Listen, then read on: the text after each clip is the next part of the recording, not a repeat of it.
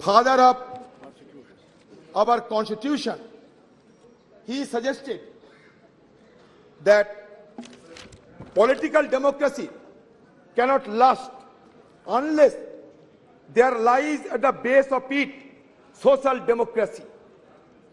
What does social democracy mean? It means a way of life which recognizes liberty, equality and fraternity, which are not to be treated as a separate items in the Trinity. They form a union of Trinity in the sense that to divorce one from the other is to defeat the very purpose of democracy. Equality cannot be divorced from liberty. Liberty cannot be divorced from equality. And nor equality and liberty can be divorced from fraternity.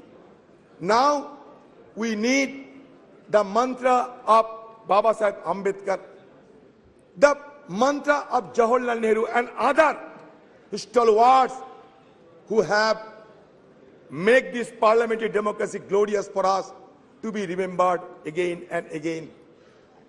Sir, ये parliament में कभी भगत सिंह जी एक बम फेंका था, लेकिन किसी को आहत करने के लिए नहीं, ब्रिटिश सरकार को जगाने के लिए 1929 में।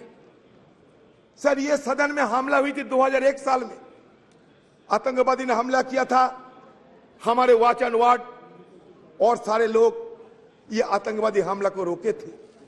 आज हम सब के लिए हमारी तरफ से श्रद्धा अर्पण करना चाहते हैं। ये सदन के सारे मेंबरों के साथ साथ हमारे जितने स्टाफ है सर, ये मेहनत करते हुए आज इस सदन को इतना गरिमामय बनाया है।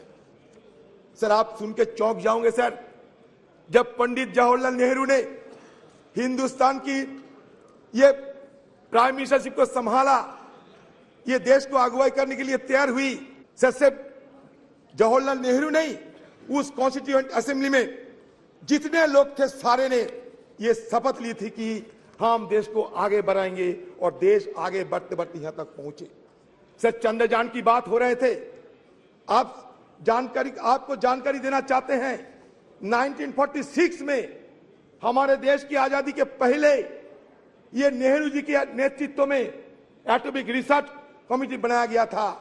1948 से हमारे देश में ये नेहरू जी के नेतृत्व में हम सिर्फ आज की मॉडर्न टेक्नोलॉजी और आज की साइंस विज्ञान की तरफ हम आगे निकलते हुए हमें ये देश के लिए क्या किया सर, ये देश के लिए बनाया इसरो। विक्रम भाई साराभाई की अगुवाई में, नेहरू जी की दर्शन से ये इसरो बने, आज नहीं 1964 में। और हमारे देश में 1975 में आर्यभट्ट हम लोग सैटेलाइट आसमान में भेजा था, लेकिन आज इसरो को हम क्या कहेंगे, Indian institute of space research कहेंगे और क्या कहेंगे पता नहीं, कहां से लाए गए भारत और इंडिया तरह तरह की बातें। सर मैं दोबारा ये सरकार को ये जरूर ये कहना चाहते हैं सर, नहीं ये तर्क नहीं, इसरो की बात कहते हैं। सर आपको संगठन में ये भी लेना चाहते हैं सर आपकी संगठन में ये भी लेना चाहते हैं कि on the above of independence the constitution assembly met at 11 PM with President Rajendra Prasad in the chair. Sucheta Kripalini, a member from Uttar Pradesh, sang the first verse of Bande Mataram to mark the opening of special session. Prime Minister Jawaharlal Nehru delivered his famous Trees to Destiny speech. Sir, Speaker Mabalankar announced, sir, सुन लीजिए sir, Speaker Mabalankar announced the death of Mahatma Gandhi at a sitting of the Lok Sabha on February 2, 1948. उन्होंने क्या कहा sir जानते हैं? We are meeting today under the shadow of double calamity. The sad demise of the tallest man of our age who has led us from slavery to independence and reappearance of the cult of political violence in our country. Mavalankar said, a glory that was said by Mavalankar ji. What Nehru ji uttered, a glory has departed, and the sun that warmed and brightened our life has set, and we shiver in the cold and dark. Sir, सदन में चर्चा होगा, वो भी स्वतंत्र की मुद्दे पे, हमारे कॉन्स्टिट्यूशन के मुद्दे पे, और महात्मा गांधी जी के नाम की जिक्र नहीं होने से तो अच्छा नहीं लगता है सर। सर, हमें वाजपेयी जी को भी बहुत श्रद्धा करते थे, अभी भी करते हैं सर। उन्होंने दिखाया ताकत। 1974 में इंदिरा जी पोखरान में एटॉमिक एक्सप्लोजन किए थे सर। उस समय से विदेशों की ताकतों ने हमें कमजोर करने के लिए हर संभव प्रयास की, लेकिन अटल जी रुके नहीं। नरसिम्हा राव की जमाने में भी ये न्यूक्लियर एक्सप्लोजन करने के लिए सोचा गए थे, लेकिन इसको साकार किया अटल बिहारी वाजपेयी जी ने, और उसके साथ साथ ये भी संदेश दिया देश सारे दुनिया को कि नो फास्ट यूज पॉलिसी हम अपना रहे हैं सर। उसके पहले हमारे खिलाफ सारे पाबंदी लगाए रहे थे, उसको हटाने के काम किसने किया था? हमारे मनमोहन सिंह जी, जिसको कहते थे कि मौन रहते हैं, उन्होंने मौन नहीं रही। जब G20 की सम्मेलन हुआ करते थे, उस समय भी उन्होंने कहा ये अच्छा है हमारे देश के लिए। वो मौन नहीं थी, लेकिन बात कम करते थे और काम ज्यादा करते थी। फर्क यही है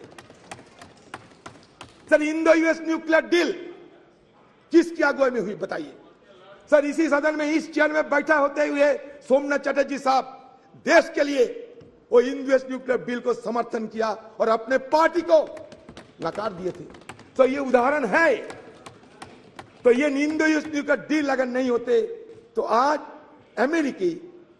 अमेरिका देश हमारे साथ इतना जुड़ाव ना दिखाते। ये भी हमें विचार करना पड़ेगा सर। सर, हमारे इस पार्लियामेंट में क्या क्या हुई सर, छोटा सा मैं ब्यौरा देना चाहते हैं सर। सर देखिए,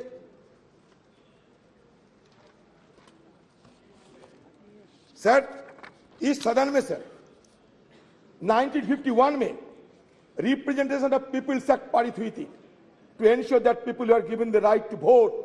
अगर वोट देने के अधिकार ना होते तो आज बाकी बात करने की हमें गुंजाइश ना मिलती सर। दूसरा, essential commodities act 1955, a law that has helped the government regulate the production, supply and distribution of essential commodities such as drugs, oil, kerosene, coal, iron, steel, pulses.